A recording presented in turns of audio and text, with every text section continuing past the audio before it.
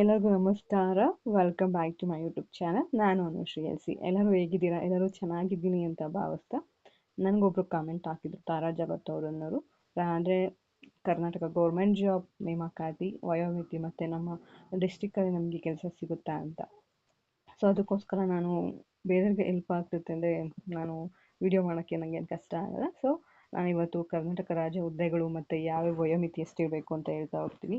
ಇದನ್ನು ಬಿಟ್ಟು ತುಂಬ ಕರ್ನಾಟಕ ಹುದ್ದೆಗಳಿದೆ. ನಾನು ಇನ್ಮೇಲೆ ವೀಡಿಯೋ ಶಾರ್ಟ್ಸ್ ಆಗ್ತಾ ಹೋಗ್ತಾ ಇರ್ತೀನಿ. ಯಾವ್ಯಾವ ಹುದ್ದೆಗೆ ಎಷ್ಟು ವಯೋಮಿತಿ ಮತ್ತು ಎಷ್ಟು ಸಂಬಳ ಇರುತ್ತೆ, ಏನು ಕ್ವಾಲಿಫಿಕೇಷನ್ ಆಗಿರಬೇಕು ಅಂತ ಹೇಳಿ. ಸೊ ಸರಿನಾ? ಮತ್ತು ಯಾರೆಲ್ಲ ಫಸ್ಟ್ ಟೈಮ್ ನೋಡ್ತಾ ಇದ್ದರೆ ನನ್ನ ಚಾನಲ್ ಸಬ್ಸ್ಕ್ರೈಬ್ ಮಾಡಿ ಮತ್ತು ಈ ವಿಡಿಯೋ ಹೆಚ್ಚು ಜನಕ್ಕೆ ಶೇರ್ ಮಾಡೋದ್ರಿಂದ ಅವ್ರಿಗೂ ಕೂಡ ಗೊತ್ತಾಗುತ್ತೆ ಯಾವ್ಯಾವ ಹುದ್ದೆಗಳು ಅಂತ ಹೇಳಿ.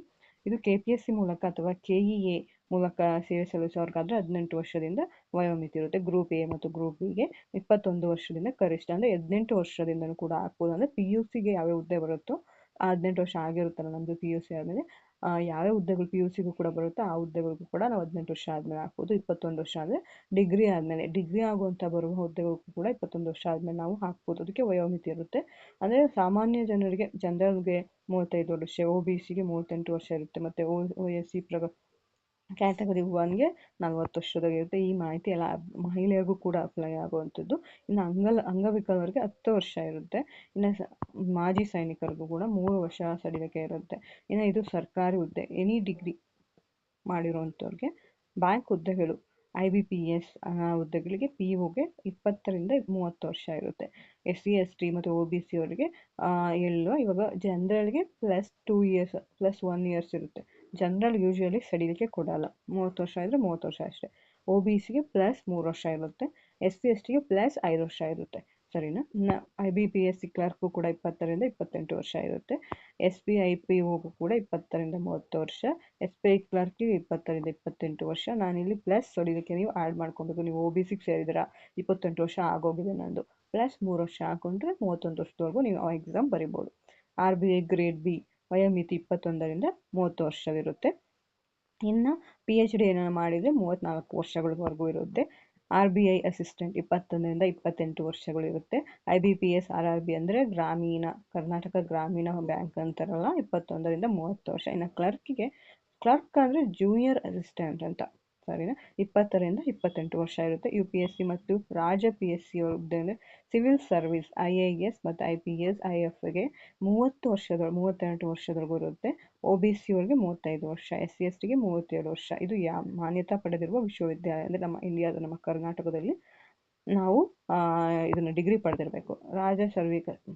ಸಾರ್ವಜನಿಕ ಸೇವಾ ಆಯೋಜನೆಗೆ PSCಗಳಿಗೆ ಅದರಲ್ಲಿ ಬರುವಂತಹ ಹುದ್ದೆಗಳು PSC ಪರೀಕ್ಷೆಗೆ ಬರಬೇಕು. UPPSC BPSC MPSC TNPSC ಇತ್ಯಾದಿ ಹುದ್ದೆಗಳು. ಅದಕ್ಕೆ 30ರಿಂದ 40 ವರ್ಷ ಇರುತ್ತೆ. ಮತ್ತು ಇತರ ಜನಪ್ರಿಯ ಹುದ್ದೆಗಳಂದರೆ ಮಾಮೂಲಿ ತಹಸೀಲ್ದಾರರು, SDM DSP ಯೂಶಲಿ ಕೇಳಿಸಿರ್ತೀವಿ ನಾವು, SDM ಆ ರೀತಿ ಗ್ರೂಪ್ A ಅಥವಾ B ಹುದ್ದೆಗಳಾಗಿರುತ್ತೆ. SSC ಪರೀಕ್ಷೆ ಅಂದರೆ 18 ವರ್ಷದಿಂದ 38 ವರ್ಷ ಆಗಿರಬೇಕು.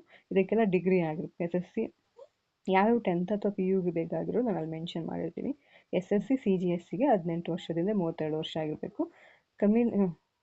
ಕಂಬೈನ್ ಹೈ ಸೆಕೆಂಡರಿ ಸ್ಕೂಲ್ ಅಂತ ಅಂದರೆ 12 ವರ್ಷ ಆಗಿರಬೇಕು. 12ನೇ ತರಗತಿ 12 ವರ್ಷ ಅಲ್ಲ, 12ನೇ ತರಗತಿ ಆಗಿರಬೇಕು. 18ರಿಂದ 27 ವರ್ಷ. SSC ಜೂನಿಯರ್ ಇಂಜಿನಿಯರ್ಗೆ 30ರಿಂದ 32 ವರ್ಷ. SSC GD ಕಾನ್ಸ್ಟೇಬಲ್ 18ರಿಂದ 33 ವರ್ಷಗಳಾಗಿರಬೇಕು. ರೈಲ್ವೆ ಜಾಬ್ಸ್ಗೆ 18ರಿಂದ 33 ವರ್ಷ ಆಗಿರುತ್ತೆ. ಇನ್ನು ಅದರಲ್ಲೇ ನಾವು ರೈಲ್ವೆಯಲ್ಲೇ ಉದ್ಯೋಗ ಮಾಡ್ತಿದ್ದು ನಮಗೆ ಪ್ರಮೋಷನ್ ಬೇಕಾದರೆ 40 ವರ್ಷದೊಳಗೆ ನಾವು ಪ್ರಮೋಷನ್ ತೊಗೊಬೋದು. ಇಲ್ಲಾಂದರೂ ಕೂಡ ನಮಗೆ ಪ್ರಮೋಷನ್ ಕೊಡ್ತಾರೆ, ಬಟ್ ಕಾಯಬೇಕಾಗುತ್ತೆ. RRB NCT ಒಳಗೆ 12ನೇ ಕ್ಲಾಸ್ ಓದಿರಬೇಕಾಗುತ್ತೆ ಪದವಿ. ಸಾಮಾನ್ಯವಾಗಿ 18ರಿಂದ 30 ವರ್ಷ. ನಾನಿಲ್ಲಿ ಈ ವಿಡಿಯೋದಲ್ಲಿ ಹೇಳ್ತಿರೋ ಜಸ್ಟ್ ವಯೋಮಿತಿ ಮತ್ತು ಏನು ಓದಿರಬೇಕು ಅಂತ ಅಷ್ಟೇ. RRB ಗ್ರೂಪ್ Dಗೆ 10ನೇ ತರಗತಿ ಅಥವಾ ITI ಆಗಿರಬೇಕು. 18ರಿಂದ 33 ವರ್ಷಗಳು. SC STಗೆ OBCಗೆ 35 ವರ್ಷ ಇರುತ್ತೆ. RRG ಜೂನಿಯರ್ ಇಂಜಿನಿಯರ್ಗೆ ಸಾಮಾನ್ಯವಾಗಿ 18ರಿಂದ 33 ವರ್ಷ. RRB ALPಗೆ 10ನೇ ತರಗತಿ ಅಥವಾ ITI ಪಾಸ್ ಆಗಿರಬೇಕು. ಇಂಜಿನಿಯರ್ ಡಿಪ್ಲೊಮಾ ಯಾವುದಾದ್ರೂ ಆಗಿರುತ್ತೆ. 18ರಿಂದ 30 ವರ್ಷದವರೆಗೆ.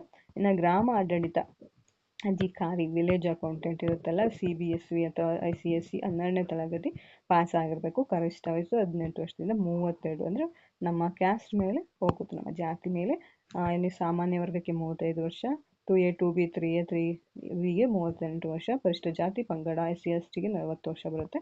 ಇನ್ನು ಪೊಲೀಸ್ ಆರ್ಮಿ ಒಳಗಿರೋರಿಗೆ 18 ವರ್ಷ 23 ವರ್ಷದಿಂದ ಸ್ಟಾರ್ಟ್ ಆಗುತ್ತೆ. ಇನ್ನು ಅರಣ್ಯ ಪ್ರದೇಶದಲ್ಲಿ ಬುಡಕಟ್ಟು ಜನಾಂಗ ಏನಿದೆ ಅದು 30 ವರ್ಷದವರೆಗೂ ಇರುತ್ತೆ. SSLC ಅಥವಾ 2ನೇ ತರಗತಿ ಅಂದರೆ 12ನೇ ತರಗತಿ ಓದಿರಬೇಕು. PSIಗೆ ಕನಿಷ್ಠ ವಯಸ್ಸು 21 ವರ್ಷದಿಂದ 28 ವರ್ಷಕ್ಕೆ ವಯಸ್ಸಾಗಿರುತ್ತೆ. ಇದು ಪದವಿ ಓದಿರಬೇಕು. ಕಾನ್ಸ್ಟೇಬಲ್ ಅಂದರೆ ASI ಮತ್ತು AC ವರೆಗೂ ಕೂಡ ಅಷ್ಟೇ. ಇನ್ನು SI ಬಂದರೆ ನಮ್ಮ ಮಾನ್ಯತಾ ಪಡೆದಿರುವಂತಹ ವಿಶ್ವವಿದ್ಯಾಲಯದಲ್ಲಿ ಓದಿರಬೇಕು. 22ರಿಂದ 25 ವರ್ಷದೊಳಗೆ ಸ್ಟಾರ್ಟ್ ಆಗೋ ಸಹಾಯಕ ಅಂದರೆ AC ಕಮಾಂಡೋಗೆ 20ರಿಂದ 25 ಅಂದರೆ UPSC ಎಕ್ಸಾಮ್ಸ್ ಇವು. PDO ಇಲ್ಲಿ PDOಗೆ ಸ್ನಾತಕೋತ್ತರ ಪದವಿ ಅಂದರೆ BSc ಡಿಗ್ರಿ ಆಗಿರಬೇಕು. ಡಿಗ್ರಿ ಆಗಿ ಅಥವಾ PUC ಅದು ಬೇರೆ ಬರುತ್ತೆ. PUC ಅಂದರೆ ಅದು ಕೂಡ ನಾವು ಬರೆಯುವಂಥದ್ದು 18 ವರ್ಷದಿಂದ 35 ವರ್ಷ ಆಗಿರಬೇಕು.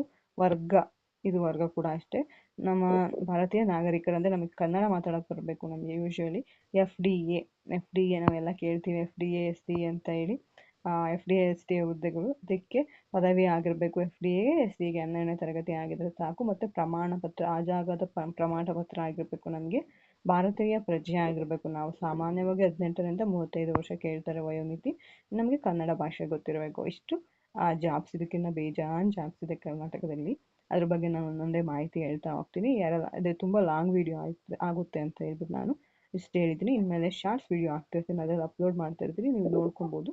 ಸೊ ಯಾರೆಲ್ಲ ನನ್ನ ಚಾನಲ್ ಫಸ್ಟ್ ಟೈಮ್ ನೋಡ್ತಾ ಇದ್ರೆ ದಯವಿಟ್ಟು ಸಬ್ಸ್ಕ್ರೈಬ್ ಆಗಿ, ಮತ್ತು ಲೈಕ್ ಮಾಡಿ, ಶೇರ್ ಮಾಡಿ, ಕಮೆಂಟ್ ಮಾಡಿ, ಮತ್ತು ಪಕ್ಕದಲ್ಲಿರೋ ಬೆಲ್ ಐಕಾನ್ನ ಪ್ರೆಸ್ ಮಾಡಿ ಅಂತ ಹೇಳ್ತಾ ಈ ವಿಡಿಯೋಗೆ ಮುಗಿಸ್ತಾ ಇದ್ದೀನಿ. ವಿಡಿಯೋ ಫಾಸ್ಟ್ ಆಯಿತು ಅನಿಸುತ್ತೆ, ಬಟ್ ನೀವು ಓದ್ಕೊಳ್ಳಿ. Thank you.